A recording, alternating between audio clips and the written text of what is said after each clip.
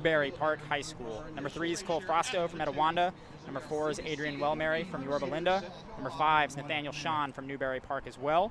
Number 6 is Henry Hottinger from Ventura. Number 7 is Jaden Jackson from Desert Oasis. Number 8 is Connor Brucker from LaSalle. And number 9 is Aiden Miller from Desert Oasis. So we're going to keep an eye on Nathaniel Schoen from Newberry Park, the junior. He's run 157.60, but he was 3rd in the California State Meet in Division II. So he had an outstanding cross-country season. Also, Jack Watson could see a good breakthrough. Also from Newberry Park, has run 4:32 and 2:01 as a sophomore, or ran that as a sophomore last year. Well, Kevin, you know I'm new to the California high school scene, but I know enough that when I see a Newberry Park jersey, I gotta look twice because those guys are good. Yeah, their team is still really strong. You know, they were a record-setting team over the last 4 or 5 years, coming out of COVID, and still a very formidable program in California. And you'll notice immediately on the inside, we have the Wavelight technology. The boys getting the opportunity to run with some of the best technology in track and field. They'll be setting the pace here for 2 flat for the Wavelight in this race. And straight to the front, that's John Paul DeSantos of J. Sarah. Probably a pace setter. We usually see the home meet do a little bit of pace setting as host for everybody else, but honestly, what a great opportunity to be able to tow the track and race here before you see the races this evening. I mean, they basically get free admission to watch some of the best track and field in the world. Yeah, and for a J. Sarah athlete, the sophomore, being able to get out here in front and knowing what's to come tonight. So DeSantos up front.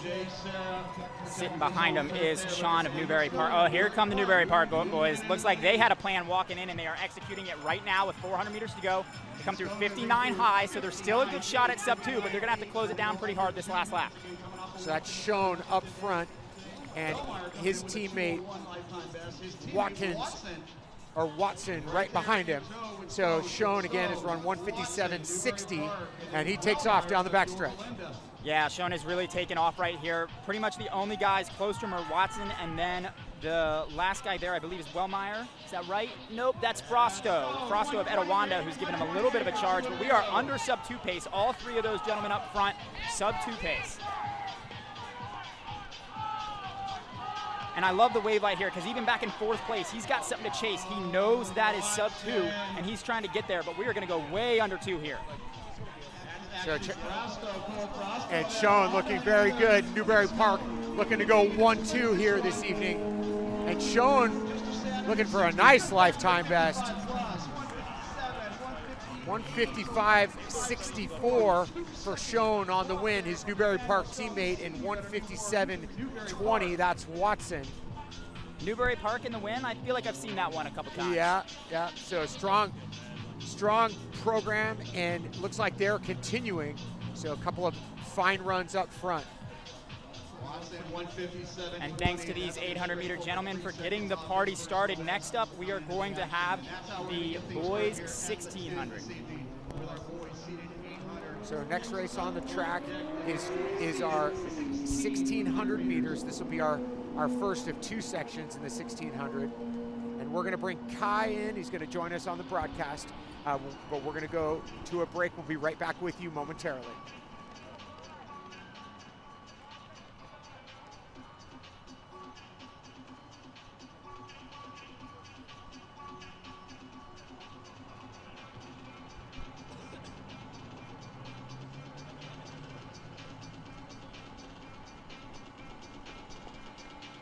Our top seeds coming into the boys seated 1600 meters. We got the sophomore from Dana Hills, Oliver Hunter. He went 4:23 as a 9th grader a year ago. Eric Capel of St. Margaret's, 4:22 last weekend, but not just the 4:22. We went 2:18, came back for the 2:04. Gave him split affair to win at Irvine. Ernesto Yamo of Loyola, he's gone 4:24 this season, only a sophomore.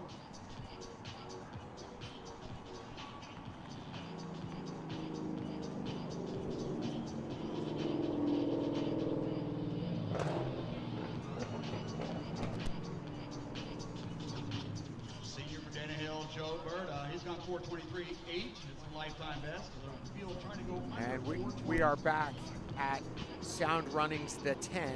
Our next race on the track is going to be heat number 2. This is our seated section in the boys 1600. In this field, Oliver Hunter, Dana Hills, Kayan Savalia of Yorba Linda, Torin Habestedt, also of Yorba Linda, Joel Berta, Dana Hills, Ethan Winokur from Brentwood School, Mason Farley of Yorba Linda, Jonah Sloan, Ventura, outstanding program, Ventura High School, one of the top cross-country teams in the state last fall. Aaron Pavone of Loyola here in Southern California, Everett Capel of St. Margaret's Episcopal, Jacob Ortolano of Yorba Linda, Henry Hemmel of Ventura, Ernesto Jamalo of Loyola, Zach O'Leary of the home team here, Jay Sarah, Ben Rippe of Norco, and Jamie Dardashti of Brentwood School. And I'm here with Kai. Kai, welcome to the broadcast. And we've got a nice field here for our seated section. Yeah, I mean, this is the Heat 2, but make no mistake, there's some real talent here. We've got 3 guys sitting just at above 420. So we got Joel Berta from Dana Hills, Everett Capel from St. Margaret's Episcopal, and then Oliver Hunter from Dana Hills. There's a sophomore in there as well, Oliver Hunter, 10th grader, but very, very quick. So the wave lights are set at 420 tonight, and we're going to see if we can go crack that barrier. We also want to keep an eye on Everett Capel of St. Margaret's at an early season invitational, Irvine A6 invite. He pulled the double win, ran 422 and 928, which is outstanding for early March. So again, the wave lights. How about, hey Kai, how about being a high school and having the wave lights, right? Like, that is really cool. So yeah, we've got a great field here. Aaron Pavone, as you've mentioned, the junior has run 158, 423, and 933. So I think it's it's reasonable to see these fellas outrun the wave lights. Yeah, unfortunately, I got earlier that Aaron Pavone will not be running here. He'll be at Arcadia, but we still got plenty of talent here. We got a Ventura boy out front early, so I believe that's one of the Sloan brothers. There's 2 Sloans, only one running tonight, but he's out setting the pace early. We also want to keep an eye on Zach O'Leary of Jay Sarah, 433 as a freshman already this season. So hip 11 out front, that's Henry Hamill. There's a very strong youth revolution out at Jay Sarah right now. We've got Zach O'Leary and then Alden Morales, a super sophomore, 149 on the season already, so plenty of talent there. So looks like Capel is running in second. So Hamill's run 429 and 926, the senior, well under that 429 pace right now. And then one of our favorites coming in, Capel, the 422, 928 double win, as they're right on that 420, 421 pace as the wave lights start to move away just a bit. And Capel's got plenty of range as well. He was he was 14-15 at Woodbridge, and also a D4 All-State cross-country runner. Last time I checked, the Woodbridge course is pretty quick. Huh, Kai? It is incredibly fast. Yeah, I had the privilege of running it this year, and it's a lot of fun. I think it's downhill the whole way somehow, right? Somehow, yeah. It's about a downhill gradient the entire way. Well, I think the thing about Woodbridge, much like we've got tonight, when you combine perfect weather, a great venue, and awesome competition, that's when the magic happens. And Woodbridge is one of those competitions that's held nearby. We've got a pack of about 6 together as we approach halfway. Again, those wave lights right at 210, and they are at 212 flat halfway, and Capel to the front. It's a very interesting race right here because you've got a huge disparity of seats. You've got all the way up to 458 and then down to 422, so definitely see a very open field right here. And down the backstretch, as we head into 1,000 from Ventura, I'm going to say that's Henry Hamill right there. Yeah. 429 and 924 PRs, ran at New Balance Indoor Nationals here in the 2 mile. Also 1448 at Woodbridge, so some good range as well. Right around 245 at the 1,000, and the 2 from Dana Hills running in 3rd and 4th. Also looking very good. Yeah, I would definitely keep my eyes on those 2. Oliver Hunter, really, really talented runner. Only a sophomore there, but he was a big 6th man for that Dana Hills cross-country team, which was very, very strong this year, as I got to know them very well over the season. So it's Capel, Hunter, Berta from Dana Hills, 318 flat for Capel, and he moves out. Yeah, Capel's starting to drop the hammer here. I think he's trying to break him at the 400, and I think it's working. And he's Now chasing Dana those- Hills in second and third. He's chasing back those wave lights as well. He's really walking them down right now. Yeah, Capel, again, 422.29, his best so far this season. And he's actually past the wave lights now. He's past that first wave light there, so he is really going after it. I think he's going to go under 420 here.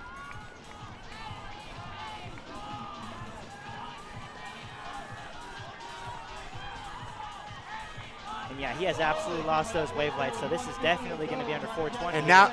And now it's Capel in the home stretch, off to a fine start this season. We're at 4:10 on the clock at the moment. It's Capel gonna run away with the seated section here, and Hunter being challenged in second. We are under 420, 418.21. Wow, and For Capel on the win. Ortolana from Yorba Linda, previous PR 449, and I believe he just ran a 422, so a huge PR there for Ortolana. Huge congrats to him. It's almost a 20-second PR. Second improvement there.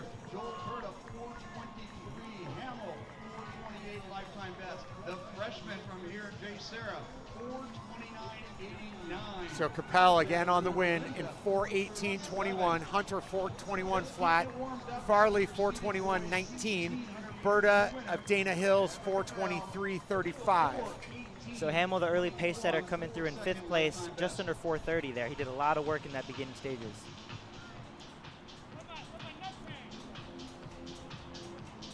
Next race on the track will be in about 5 minutes. We will move to the 1600. That'll be our section 2, our seated section of the girls 1600.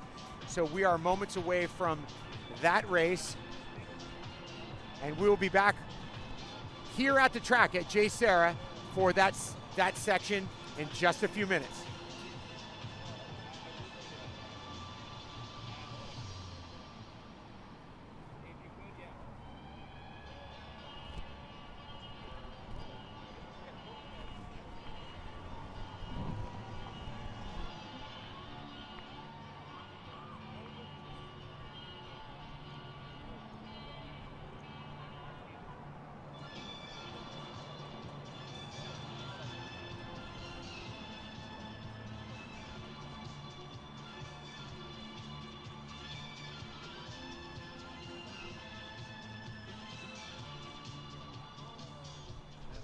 Away from our girls seated 1,600 meters. A lot of the group here trying to go under 5:10 for the first time.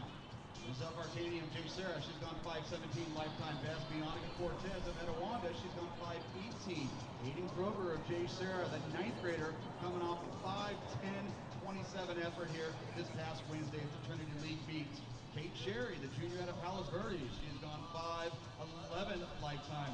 Karen Warren coming up from the San Diego section representing Del Lago Academy. She's on 5:19. Kat Bianca, the sophomore from St. Clemente, 5:18. Joyce Lee, the sophomore from St. Margaret's, coming off a lifetime best a week ago. She went 5:19.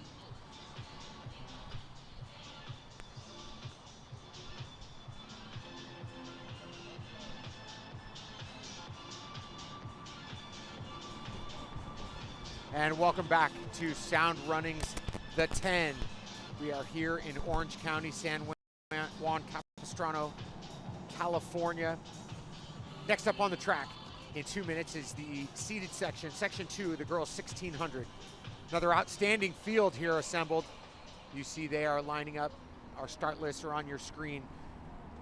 Definitely want to keep an eye on J. Sarah. They were the state champions in their division here in California, 13th as a cross-country team at Nike Cross Nationals. 2 outstanding freshmen from J. Sarah in this field. Hayden Kroger, the freshman, has run 5:10 on the season, and Hutton Nelligan has run 5:08. So J. Sarah with 2 freshmen at 5:10 or better in this race. Also want to keep an eye on Sophie Gullifol of Portola, has run 5:14. Aiello Curtis of Ventura. The sophomores run 5:11, but she was 3rd at the California State meet as a freshman. Her teammate, Sadie Englehart, was the winner of that race, and she ran 17:42 for 5,000 meters at Woodward Park. So outstanding competitor there. Also keep an eye on Kate Sherry from Palos Verdes, has run 5:11. So this is a really, really good field. Also included in this field, Aurora Eskridge of Murrieta Valley, Brody Daw of Ventura, also one of the top teams in California, Ventura High School, Kaya McAllister of San Clemente, Sophia Denzler, Ventura, Olivia Reed, Yorba Linda, Bianca Cortez of Etowanda, Giselle Veterian here at J. Sarah.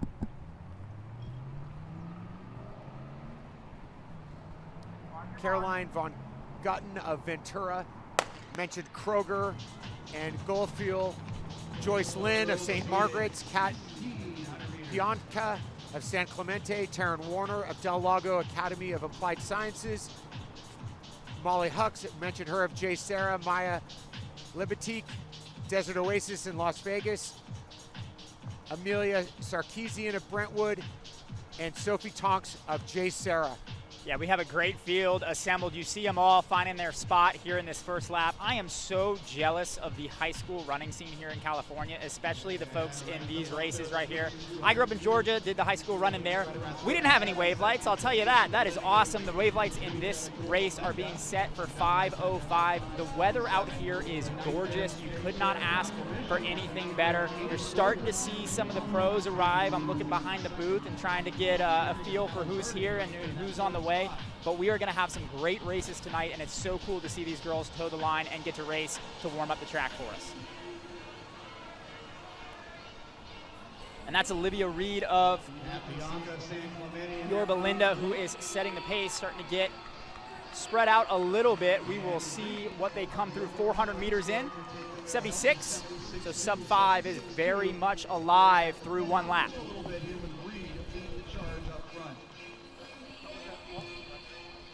Starting to spread out a little bit, and I love that the girls here are taking advantage of the wave lights, using that to set the pace. It helps to have a pace setter, and some of the girls farther back are using that top girl right now to keep the pace moving, but using the wave lights to try to get sub 5 today. Yeah, I mean, when you know they're at 5:05, then, you know, girls can almost sit in the pack behind the wave lights, so to speak, and just ride the wave lights. We have a nice move right here from Hayden Kroger. She's my personal favorite in the field because she shares my name, so I have to root for her. Hayden Kroger making a big move there with 600, following the lights as the other girls seem to let them slip just a little bit. So this weekend, the outdoor season really gets underway on the high school side. So coming into the weekend, 13 girls have run under 5 minutes in California for 1,600 meters outdoors. We know it's early, and that might change here in this race. So Hayden Kroger has decided to go for it solo up front. Kate Sherry made a nice little move there to get into second. Sub 5:05 is still very much alive for Kroger, running very well right now up front. So Hayden Kroger, as we mentioned to start this race, 5:10.27 as a freshman so far this season. So now the freshman in charge, looking to dip under 5:10. Well, she's doing exactly what I would coach a high schooler to do in a mile. And if you're a high schooler listening to this, the middle 800 is what you have to work in the mile. Everyone can run that first lap fast. Everyone can find something at the end. But if you can work the race in the middle, you can see what's happening right here as Hayden Kroger has decided to push the pace here in the middle, and she has put the field behind her. So Hayden Kroger down the back stretch. 3:11 at the 1,000 for Hayden Kroger. Yeah, she's maybe a second or so off those lights, but keep in mind with the wave lights in the 1,600, they are set very evenly, so it's going to be 76 points per lap. And the way high school running, really any running, tends to go is they close at the end, right? So just because she's got a meter or two behind the lights right now, that doesn't mean she won't be able to catch him with a kick on the last lap. We're starting to see some movement farther back as they have decided to take over. That is Sophie Gofoli of Portola High School, who has decided to push this chase pack and see if they can't pull back Hayden Kroger up front. Also part of that chase pack, Taryn Warren of Del Lago Academy Applied Sciences, running in third, now moving into second. still a lot of girls in that chase pack with a chance at second. I think it's going to be very tough to chase down Kroger, but there are 7 girls in the chase pack, so it's going to be a very good race for second and third. Kroger continues to challenge the lights. It's Taryn Warren who has made the big move out of the chase pack, making an early bid. She started that move with about 400, worked through the field, and has now got about 10 meters. That is a great move from 400 meters out. What can the rest of these girls do with 200 to go? Yeah, she might have a shot here, huh, Hayden? Kroger has definitely lost a little bit of pace on the lights in the last 200 meters. We might get a little race here. Warren, can she close? And there's still 5 more women queuing up behind her. Here comes Kroger into the final straightaway. It is Kroger in the lead, Warren in second, and a host of girls behind. While this might not be the fastest of the races, it's pretty deep. We're at 5:06 right now, as Kroger very close to a lifetime best, 5:11 unofficially. And I love the way she ran that race. Maybe she didn't have full confidence in her kick, and maybe that, a lot of high schoolers need to think about that. They think they can close in the last 200, but what Kroger did was do the tough thing. She went to the front with 400 meters into the race, pushed hard for the middle 800, and held on for the win. That is some tough running right there by Hayden Kroger. 5:11.32 on the win for Kroger. Warren in second goes 5:13. Well, Fellini, I think that was 5:14 on the watch there. And that's a great reminder for the whole evening. You can tune in to Finished Results if you want to get live results on all of these races throughout the night, culminating in the Paris 10,000 meters for both men and women later this evening.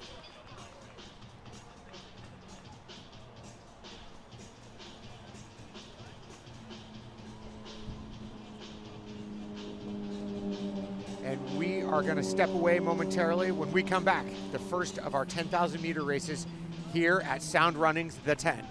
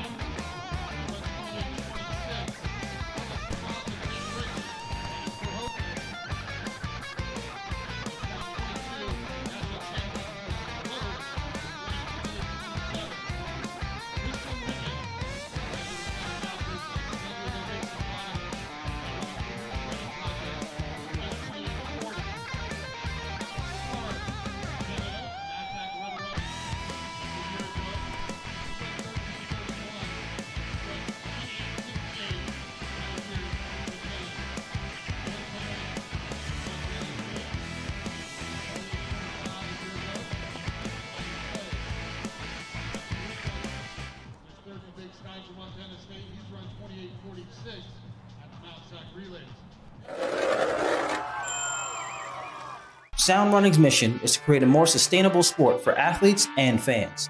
Since hosting our first event in 2019, we have seen 15 national records, NCAA records, Olympic standards, innumerable PRs, and have created more professional opportunities in our sport. But this is just the start. In order to elevate our mission in the sport, we have recently created a custom apparel line called Apparel for the Sport. We make custom apparel and accessories for brands, teams, retailers, clubs, events, and fans. It's called Apparel for the Sport because when you buy Sound Running apparel, you are also funding the future of our sport, as the revenue all feeds back into not only Sound Running's professional track events, but to the athletes as well. And they're off here. But here comes Eilish McColgan. It looks like she broke a British record. Can't count Grant out though. He's coming back. Who's going to take this? Fisher behind him. Here it is. Grant Fisher takes the lead again. Pascal, She is moving now. legs churning, eyes on the clock. What is she going to do here? Just outside. Just outside. Can't count Grant out though. But he's coming back. Who's going to take this? Fisher behind him. Here it is. Grant Fisher takes the lead again. Can't count Grant out though.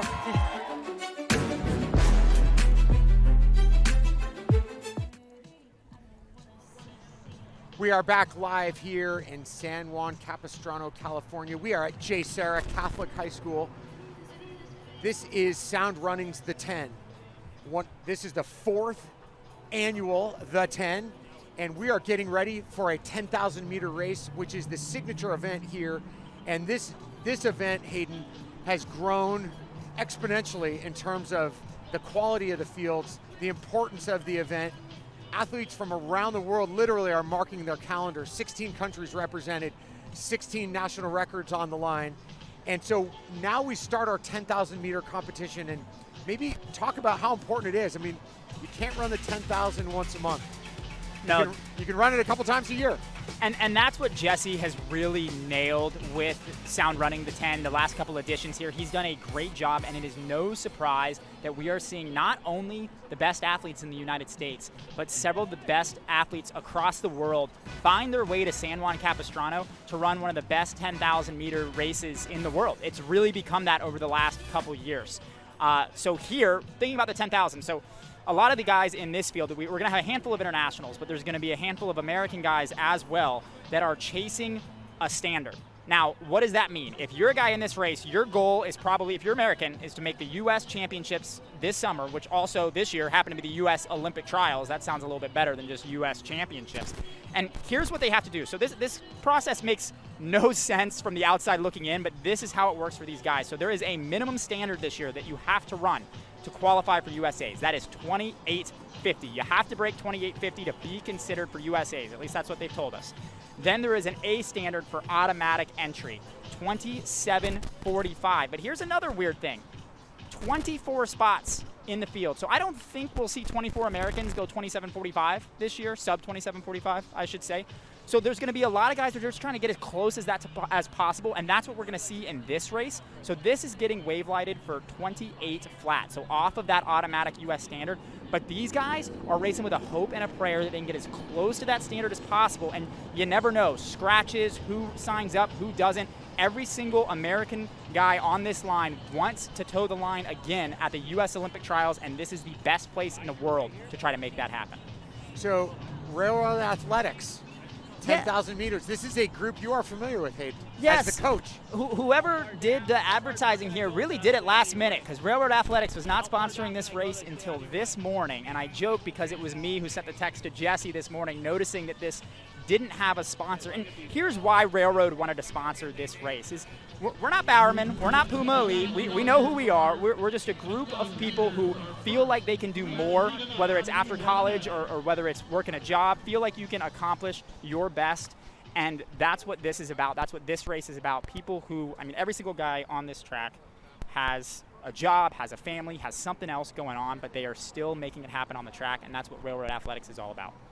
Yeah, and if you think about the people that ran in the Olympic trials in Orlando, or people who have the career goal of making the Olympic trials in any event, whether it's on the track or on the roads, like this is a huge accomplishment to get to the trials.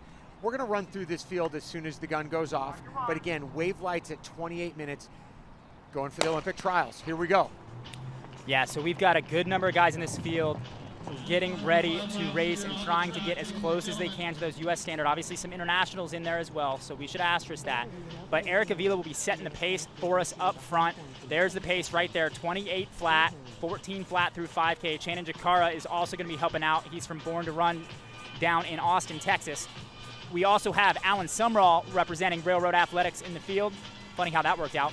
Number 3 is Ryan Kutch of CPTC Tracksmith. Number 4, Michael Otteson of Run Elite Program. Number 5, Simon Sundstrom coming across the ocean from Nike. Christopher Alfond running unattached. Paul Arredondo, a Charlotte graduate, he's running with bib number 7. Brian Gihara, Edward Mulder of CPTC Tracksmith. Keelan Kilrahill of Moy Valley AC. Max Turek of Harbor Track Hamilton. Adam Wood running unattached. Jeremy Koffler representing London Western Track and Field. Ida Tamaika of Chuo University, Ellis Cross representing Hoka, Christian Ricketts of that very, very strong Roots running project up in Boulder. They've really done a great job there. Thomas Safard representing Canada, Ben Perrin of Montana State, Matthew Rittman also of Montana State, Nick Randazzo still getting it done. He's been around the scene for a long time, still working hard. He's running unattached. Henry Sterling, Tracksmith, Rhode Island, and Salvador Capetillo of Performance Elite Running Club rounds out the field. Woo, I need a breather. How do they feel? They're feeling great because Eric Avila, 66.9 on the opener. Christian Ricketts settled into that second spot. Ricketts, a San Diego native, ran in Southern Utah, running in second. Thomas Fafard, the Canadian, running in third at the moment. Brian Cooch, and then Simon Sundstrom. Those are your top 5. Randazzo in 68.2 on the lead. You see just a bit of a gap as our top 3 up front. Avila on the pace. Yeah, I got the chance to share some miles with Randazzo out in Flagstaff last summer. He's just a grinder, man. He loves the sport. He's kept this dream alive for years and years and years, and I love seeing him out here competing in the 10,000 meter. Usually he's a little bit of a shorter distance guy, but coming up to the 10K and thinking, why not me? I can get to USA's. 2:14 after 800 meters. And you see our string of athletes with 15 strong here in the chain, or in the train. Avila still up front. Yeah, it's railroad. We got to call it a train, you know? Yes, there we go. And if you're unfamiliar with the wave lights, let me take a quick primer on you. The blue lights are not the pace. That's for the rabbits. That's for the rabbits to set the pace. That 28 flat line is that green dot. So if you want to run 28 flat, you got to be in front of the green dot. The blue lights will break away eventually once the rabbits pull out, probably around 5,000 meters. But right now, we've got a really nice, even pace being set by Eric Avila, helping us out, getting the pace rolling, and this looks really good. This is what you want to see at the early stages of a 10,000 meter, is everybody strung out, straight line, staying relaxed, as Mike Smith would say, going to sleep. 2:48 at the 1,000. Avila comfortable up front. Randazzo making a very tiny move just to close the gap a little bit. I like that, I like that. Keep the train together. 3:21 through 1,200 meters, 67.2 for Avila up front. And the other thing I like to say about the 10K, especially as an announcer, is ideally in the 10,000 meters, the announcers don't say your name until the very end, right? If they say your name too early, except with the exception of Eric Avila, who's setting the pace, so we're going to hold off on some of the other names because we don't want to curse him, but Avila's setting the pace, doing well. Everybody else trying to stay out of sight, out of trouble, just run as relaxed as possible. This is a long race. You have got to conserve energy, you have got to be smart, and you cannot overrun early or it is a long way to die. Ricketts running in second. Fafard in third. Sundstrom, Randazzo, the UC Santa Barbara alum, in fifth. Cooch in sixth. Christian Alfond running in seventh. And again, the gap from first to 15th, about 7 seconds at the moment. So we're still intact at 4:29 through 1,600 meters. Avila running comfortable. The wave lights supporting Avila as the rabbit, where he's looking at blue and the field is looking at green. Christian Ricketts ran 28:40 in college. representing Southern Utah, has now moved to Roots Running, which has done a great job developing athletes. They really started small and have seen a lot of success. I mean, Frank Lara comes to mind of a guy who developed so well, had a solid career at Furman, but has now been at the front of several very big fields running for Roots. They've had just such strong success. They've also seen recently a lot of the Tin Man boys, I guess making the drive across town, because it's really not that far to start training with Roots in their kind of clean house in the last year, Tin Man. But Roots really done a great job, and it's good to see Ricketts representing them up front. Farther back, we have Fafard of Canada. He's followed by Sundstrom representing Nike. Randazzo still looking good right there in the white. A little bit farther back, we have Ryan Kutch of CPTC Tracksmith. He was at USA's last summer, working hard, trying to do the same right here. 5:35 at 2,000 meters. So we've got about 10 connected to our rabbit Eric Avila. Yeah, we've got 3 other guys trying to make the connection. That's Alan Summerall of Railroad trying to make that connection, but we will see how that shakes out. You got to make these moves slow in the 10,000. You don't want to close the moves too quickly, but you also want to be tucked in so that you're doing as little work as possible. But we are bang on pace right now, really doing a great job up front.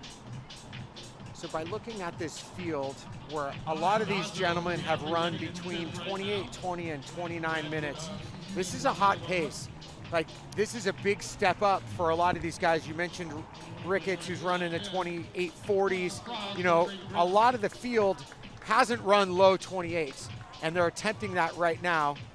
And another, you know, we're right on that 67 pace with Avila up front, 67.2. So he has been super consistent with these laps, where he's gone 67.2, between 67.1 and 67.2 for 5-6 laps now. So he is locked in. Who can stay locked in behind him? That's the key.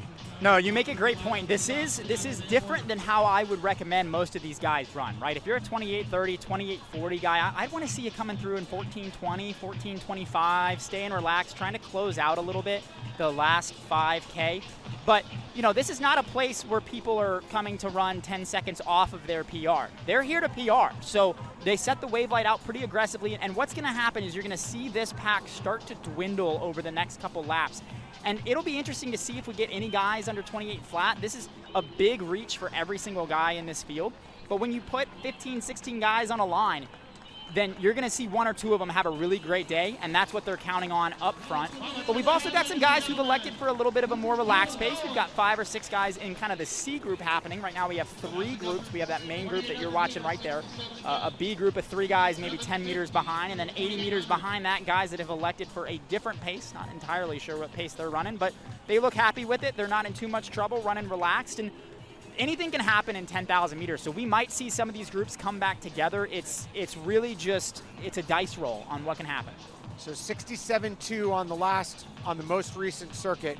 As we head into 3,000 meters, Avila brings the group in at 8:24 through 3,000. So still right on those wave lights. Yeah, Avila's done a really great job. He's been a seasoned pro of the U.S. scene for a very long time. They are bang on 28 flat right now. Yeah, and I'm looking farther back. These guys look pretty good. They look pretty relaxed. Ricketts might be working a little bit. I don't know. I haven't seen him run before, so that might just be his natural style. But most of these guys looking relaxed, looking comfortable. We'll see how this shakes out over the rest of this race.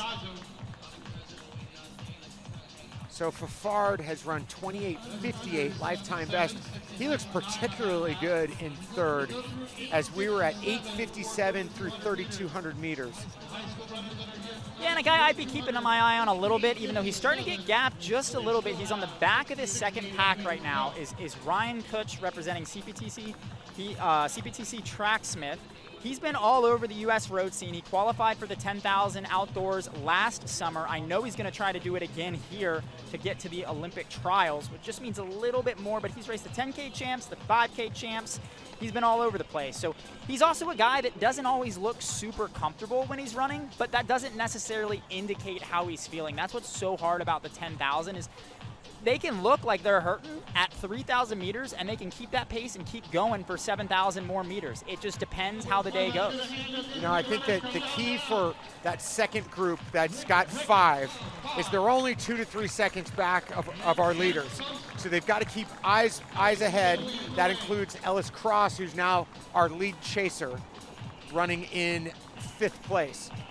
So 10:04, 67.2. Avila is on autopilot and just really setting a beautiful pace. Unfortunately, he's only got 3 with him, but he's sticking right on those pace lights, and he's on that second light like no other. No, Avila's doing a great job. We'll see if these 3 guys can hang.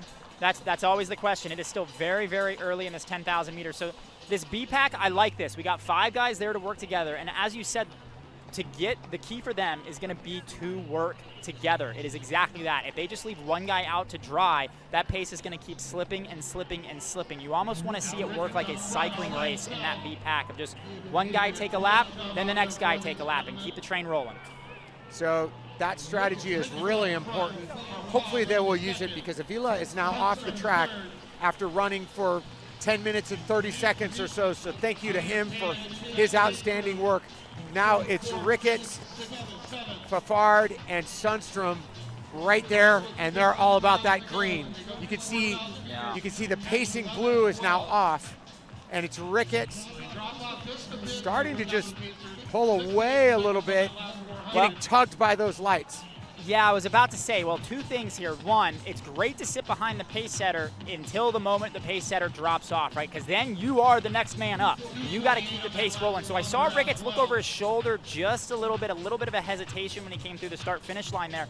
But he's decided he's going to keep chasing these lights and keep trying to run 28 flat. So it's Ricketts. And that's Sundstrom, who's starting to get around Fafard a little bit, trying to close that back up to Ricketts. This is an important move, right? Because you have to make it right now. If you let that gap open up, you are just waiting on a prayer that things come back together at the end. But you really need to make these moves quickly and decisively. But I like what Sundstrom's done. He's felt the pace lag a little bit from Fafard, and he decided to take over, and he's going to slowly work his way up to Ricketts. And it's Ricketts. And who was that guy I was talking about earlier, Ryan Kutch? Well, look who's taking control of the chase pack. It's starting to dwindle a little bit, and Kutch has decided, I am up for the job. I want to be back on that start line at Hayward Field again this summer, and this is what I've got to do. So Ricketts, his previous lap was 67.8, back to 67.2 at 12:20 through 11 laps. So we're getting closer to that halfway point. I think that's a big mental barrier to get through 5,000 meters. That is about a lap away. So it's Ricketts. Still got that gap, but the wave lights really are connective tissue at this point for these top 3.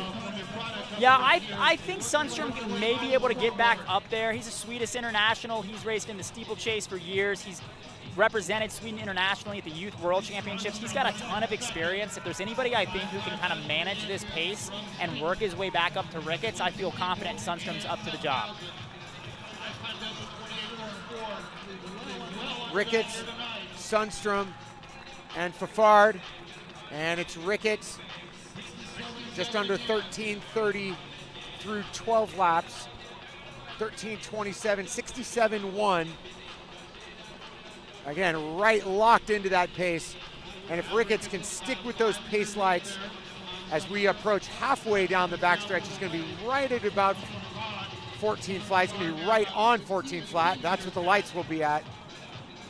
Yeah, Ricketts is on a mission right now. He really has not wavered from that third light, which again, that front light is exactly 28 flat. Ricketts obviously counting on being able to run a second or 2 faster in the last K, so he's in a great position right now. Sundstrom looks kind of on a rubber band right now. He's looking over his shoulder. That's never a good sign. Is he going to be able to get up to Ricketts, or is Ricketts going to be on a one-man mission here for the last 5,000 meters? Our top 5 are within 10 seconds of each other at the halfway point. And we can't take anything away from Christian Ricketts. Rancho Bernardo High School in the northern San Diego area. And Ricketts is past halfway. Well, I'll tell you this. What I'm seeing right now, there are two men who might have a chance at breaking 28 today, and it is Ricketts and Sundstrom. But Sundstrom's got a little bit of work to do over the next couple of laps, trying to get back up to Ricketts. Meanwhile, behind them, well, it's the 10,000 meters, so it's carnage. I mean, guys all over the track right now. We're actually going to start getting our first lapped athlete here in a second. But that's just the 10K. When you have anybody run 25 laps around the track, even if, on paper, and this is true coming into this race, they all have very similar personal best. Well, on any given day, anything can happen, and this is the spread of this men's 10,000 meters, sponsored by Railroad Athletics. So Ricketts has run every lap. The first 13 laps have been between 67.1 and 67.2, or call it 67.3, with the exception of one lap, lap 10, when the Rabbit stepped off and Ricketts had to assume the pace.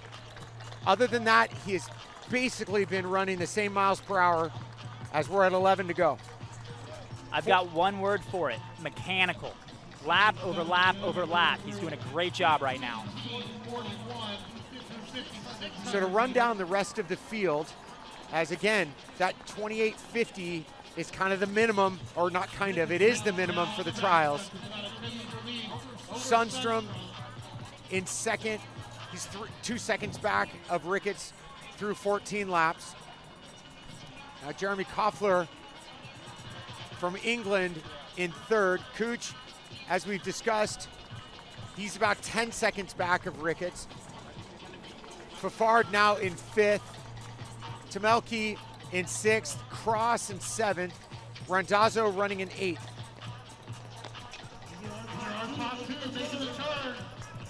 And we got a little bit of a drone shot here. I like it. That looks great. Yeah, so that really gives you a great picture of the space that Ricketts has opened up on Sundstrom right now. Sundstrom's starting to doubt himself, and this is the hardest part of a 10K, right? You've done enough that you are tired, and you still have a long way to go. So there's a lot of doubts that happen in the mind here with 10 laps to go.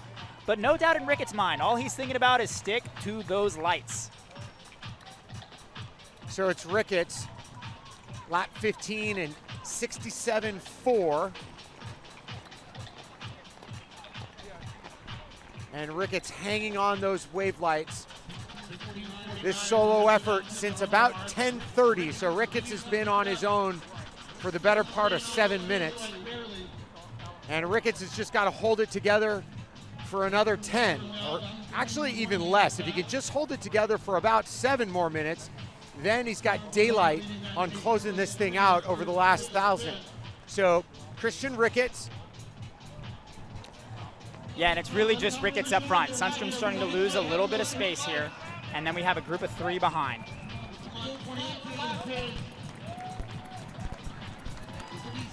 And Christian Ricketts starting to, those wave lights are starting to get away from him just a bit. Not a criticism, but that 28 flat pace. Yeah, he ran 13:54 and 28:40 in college, so I think that 28:40 is looking like it's about to go down today. He pretty much came through, not far off 13:54. He came through the 5K split about 14:02, 14:03. So, I mean, any day that you can go through the 5K 8 seconds off your personal best and still hang on, you're doing pretty well. And he is starting to lose those lights just a little bit, so maybe that 28 flat was a touch aggressive for these guys. But Ricketts still doing a great job. He's going to smash his PR, and we'll see what kind of position this puts him in for qualifying for the U.S. trials. 67.3 on the last full circuit for Ricketts. Yeah, and this group that you're looking at right now is the biggest group on the track. 5 guys, that's it. Everybody else is 1s, 2s, 3s, right? This is the only group that is a real group. Ricketts up front. Farther back we have Sundstrom, and then we have a chase pack of 3 still being led by Mr. Ryan Kutch. So Christian Ricketts, since his time at Southern Utah, has run 13:47. That was last year at Brian Clay, and 28:40. Well, don't forget that 158 he ran up at altitude at Flagstaff. So and Ricketts ran the 28:40 at Hayward Field in 2021, but 67.5, and Ricketts has got to hold it together here. I'm sure he's much more proud of that 28.40 than the 158. A lot of these 10K guys, the reason they come up to the 10K is they feel like the wheels quite aren't there, but they also don't get as many opportunities with an 800. So, you know, with the 10K, especially if you're working a full-time job or studying, which a lot of these guys are doing, it's easier to make an excuse to go race 2, maybe 3 times a year. With an 800, you got to race like every week to really get a feel for that distance. So the 10K can be a great distance as you get a little bit of older, build up that aerobic strength, and really only need to race it once or twice a year. You see one of our chase groups now coming through with 7 laps to go. We've got connection throughout the race in some groups, but here's Ricketts. Yeah, Ricketts continues to lead. 68.1 on the last round for Ricketts. So again, that 28.40, and again, you know, it's at this point, how high on the Olympic trials list can he climb? So, and that's a real daunting task as the wave lights kind of pull away from him, and he's running solo in this last, in mile 5 here now. So that's the challenge. Yeah, we talked about it a little bit earlier, right? That 28.50 minimum standard. Well, even that's a question mark because they set minimum standards for indoor this year, but they filled the field a little bit past that. So I think the most simplified version of how you qualify for the U.S. Olympic trials is this. You have to be in the top 24 of people who sign up, right? So you have to throw your name in the pot, and then you have to hope that there aren't 24 guys with better times in the qualifying window than you. And frankly, a lot of that's happening today. Most of the qualifying window is going to happen today in terms of what that list looks like. So if you're a prospective 10K runner and you want to get a feel for how fast you need to run, give USATF a couple of days to update the list, but after today, these are the results that are going to matter, and see how you slot in, because the bulk of the pro and post-collegiate 10,000 meter runners are running this race. 70 flat on the last lap for Ricketts. That would be lap 19. Yeah, he's starting to hurt a little bit. And, you know, I got to give hats off to Sundstrom, because he might look like he's slipping a little bit, but he has run 68 high for the last 4 laps. So he definitely was uncomfortable with that 67 mid, but he has found a pace that works for him, and he is sticking to it. The best thing that could happen for Christian Ricketts at the moment is to have Sundstrom join him on this ride over the last mile would be ideal, so that they can get into position on that list.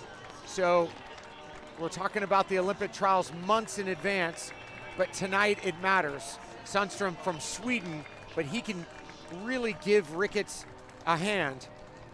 So lifetime best for 28.34 last year at Peyton Jordan for Sundstrom. He's run 13.34 as well.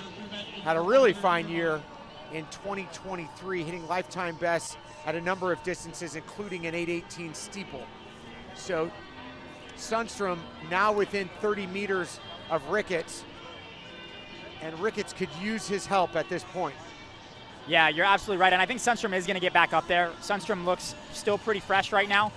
Ricketts really needs to try to work off that pack in front of him, so that pack in front of him is a lap down, but if he can set a target on their back and try to work up to them, that could be super, super helpful just to try to break up the laps a little bit. I mean, I know high school kids that complain about the 3,200 because 8 laps is too long. Well, we have 25 here tonight, and we're going to see that over and over and over again. Remember, we still have the top heats coming at you later this evening. We are going to see some world class, and I mean truly world class. We're expecting several national records later this evening.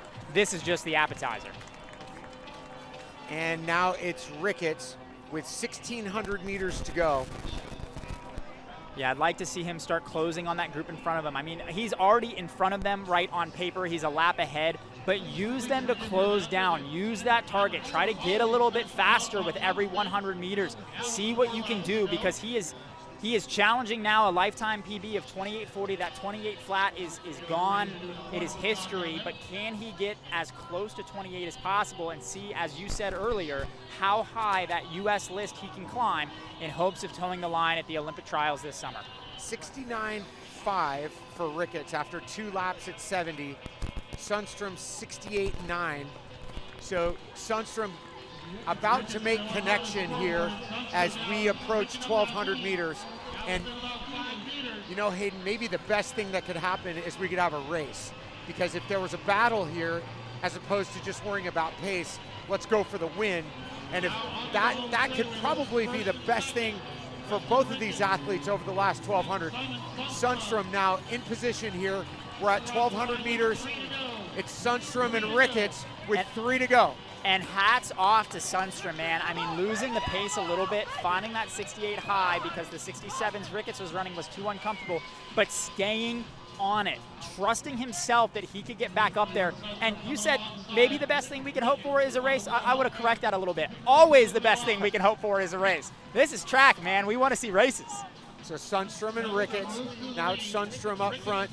72 flat on the last lap for Ricketts, 69.8. One of the slowest lap of the race for both. So, yeah. So now it's Sundstrom and Ricketts connected.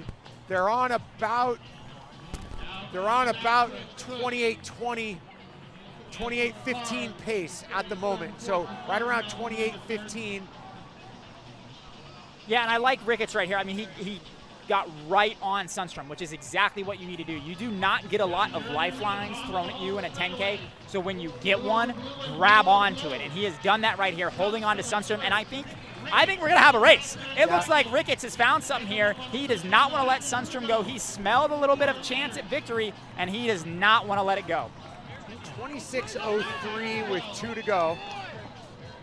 And I mean, we still could be in that 28:10 zone if these guys throw down, especially since we've got a race, you know. And last 68.4 for Sundstrom, 69.2, and it's Ricketts and Sundstrom down the backstretch.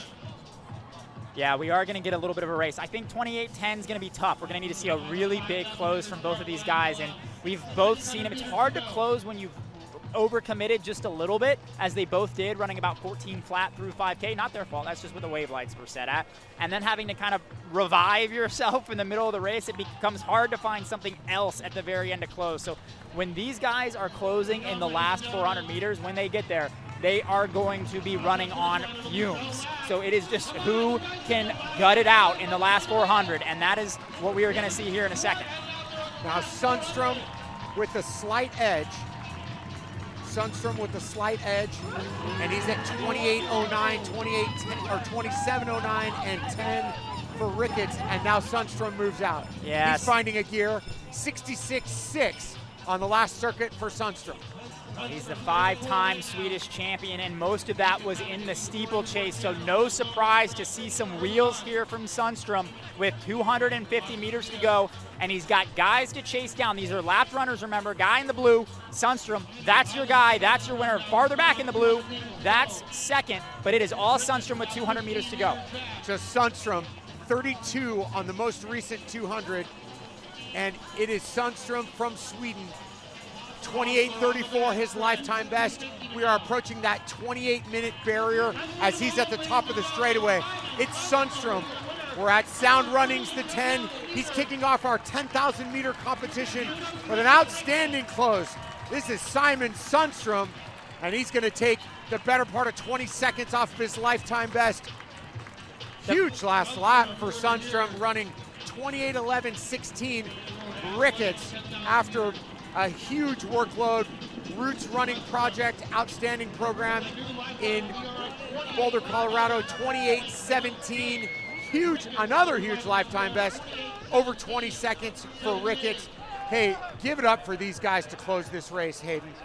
Yeah, I mean, Ricketts did so much work early. And we also have to put our hats off to Eric Avila, who set a perfect pace on the wave lights for 5,000 meters, making that race happen. And now it's just a waiting game. Where will they land on the list? 61.3 on the last rep for Sundstrom to run 28:11, 28:17 as we mentioned for Ricketts. Hoffler 28:28. Cooch has a great call. Hayden in fourth place, 28:36. Fafard, we saw him early, 28:39.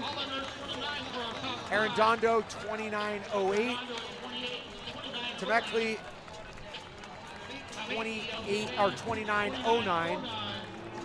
Max Turek 29:12. Randazzo 29-16. Mulder 29-23. Killer Hill 29-25. Michael Otteson, Run Elite Program 29-29. Alan Sumrall of Railroad Athletics 29-35, lifetime best. No, that was not a good day for Tough him. day, but we're glad. Hey, he's got his dissertation due in a couple weeks. We'll give him a little bit credit. Hey, that's good life.